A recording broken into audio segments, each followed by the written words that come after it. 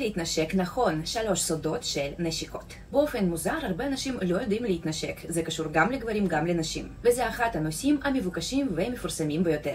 כמובן זה לא הכל, אבל אם אתם תשתמשו לפחות 3 סודות האלה, אתם תשפרו את הכישורים שלכם באופן משמעותי. אז סוד הראשון, השפתיים שלכם צריכים להיות לחלוטין רגועים. זה מרגיש כאילו רופא שיניים שם לכם זריקה ואתם עכשיו לא מרגישים אותם בכלל. למה זה כל כך חשוב? קודם כל זה יהיה הרבה יותר נעים לכם ולבן או בת זוג שלכם. כשאתם מקפצים את השפתיים, אתם מונעים מעצמכם חלק עצום מהנאה, כי אתם חוסמים את קצות העצבים. זכרו את זה. סוד שני, היזהרו עם הרוק. זה רגע מאוד עדין, לא מדברים על זה כל כך הרבה. כשאתה למעלה תחת השפעה הכוח הכבדה, הרוק מתחיל לזרום בצדי הלשון, לתוך הפה של הדף השני, במיוחד בזמן נשיקות צרפתיות. וזה לא נעים, ושוב פרטנרים שלכם מתביישים להגיד לכם את זה. תראו מה צריך לעשות במקרים כאלה. אתם צריכים לעקוב אחרי רגע זה. ברגע שאתם עומדים ומתנשקים, הסיכוי שזה יכול לקרות הרבה יותר פחות, אבל עדיין קיים. וכשאתם למעלה, תפסיקו להתנשק, תתרחקו לשנייה, לכמה שניות, אבל בלי לחץ, בעדינות. תבלעו את הרוק ותחזרו להתנשק. סוד שלישי, אין צורך להילחם עם סכינים בפה.